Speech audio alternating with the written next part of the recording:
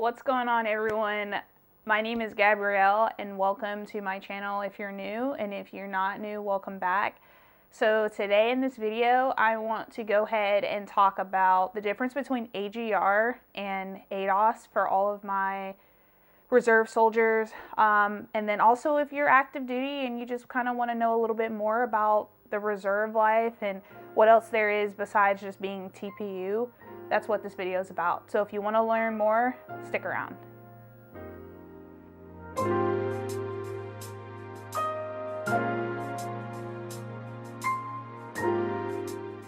Alright guys, so the first thing I want to talk about is the AGR portion, the Active Guard Reserve. This first option that's available for reserve soldiers is when you typically apply, you'll go through the HRC website and put in an application. Now this is where it's tricky. If you are a lieutenant, you are E5 and below and you're applying for the program, you have to have an 05 or 06 memo that is submitted along with your application. That's just someone to advocate for you are a good soldier for the program and you'll do a great job. That's all that is. Then along with the application, just keep in mind that when you do apply, you get an email that you were recommended for the program. That does not solidify that position. You are put on the wait list, and depending on your MOS or your AOC, that'll be up to HRC to see what they're looking for. I know me personally, I have my application in right now, and I am MS. Hold on guys, phone's ringing. Sorry about that. Phone is ringing. But yeah, the application.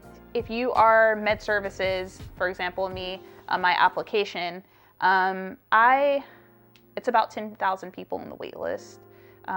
Med services is currently overstrength in the AGR program, so I either have to wait for somebody to retire out or decide they just want to go back to TPU status, or I probably might have to wait till I put on captain, because AMED's one of those where they prefer that you're a captain, but I'm not saying that you can't get picked up if you're a lieutenant. Also, you have to be a first lieutenant or higher to be able to be eligible for the AGR program. You can't apply if you're a second lieutenant. So yeah.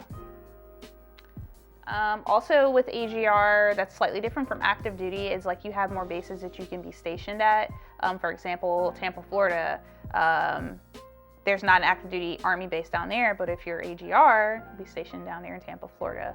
Moving on to ADOS. So for ADOS, the way it works is you go on this website called MobCop, and that is tour of duty, where you go to basically look for the jobs, apply for. Some tours are 366, 365, some tours are 90 days, some tours are 75 days. It really just depends on what the point of contact people have posted on there for those job opportunities they have for every MOS, every AOC. And also just keep in mind that you can only do 3 years back-to-back consecutively before they have to do what you call an exception to policy, and that will be written up for whoever you're applying for the job. So say, for example, you've already completed 3 tours back-to-back for ADOS, and you want to apply for another tour, and say this job is like, okay, well, they evaluated you and they looked at your OERs or your NCOERs, and they're like, you know what, you're a good soldier, we'll go ahead and do an ETP for you, and we will bring you on. So that's always an option too. ADOS is a little bit easier to get than getting into the AGR program because they're overstrength depending on what your job is.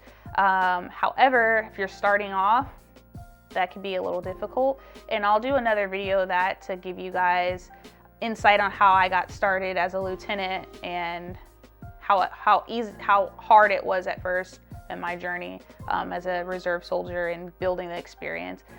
ADOS is really honestly for you to build that experience, or if you're just looking for something, a quick tour for a year to get some extra money, extra income. Maybe you're married and maybe got bored with your civilian job and just want to take a break from the civilian life. That's really what active or ADOS orders is for.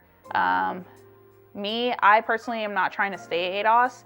I want to eventually get picked up for the AGR program.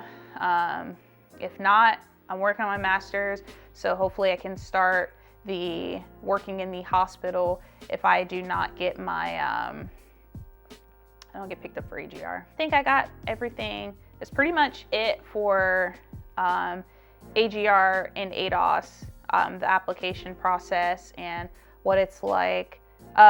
Both of the components, AGR and ADOS, those opportunities, you can go overseas. Just keep in mind that for the tour of duty, when you're applying, you have to have your memo, commander's memo, just stating that you are able to work somewhere else help someone else out for another mission.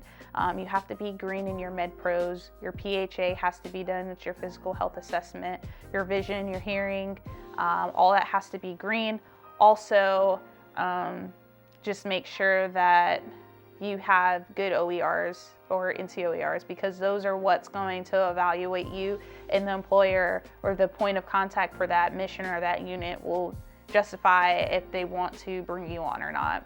I hope this video was helpful, and I really do hope that you guys got some good information. If you're active duty and you want to know more, then feel free to scroll down below, leave a comment, or follow me on Instagram and send me a direct message. I already have a few people that'll send me messages in regards to some of the videos I post or just want quick information. If you're not already subscribed to my channel, subscribe and help you look for more videos that I post pertaining to military stuff. So, yep, I look forward to seeing you guys in my next video, and thank you for watching. Bye.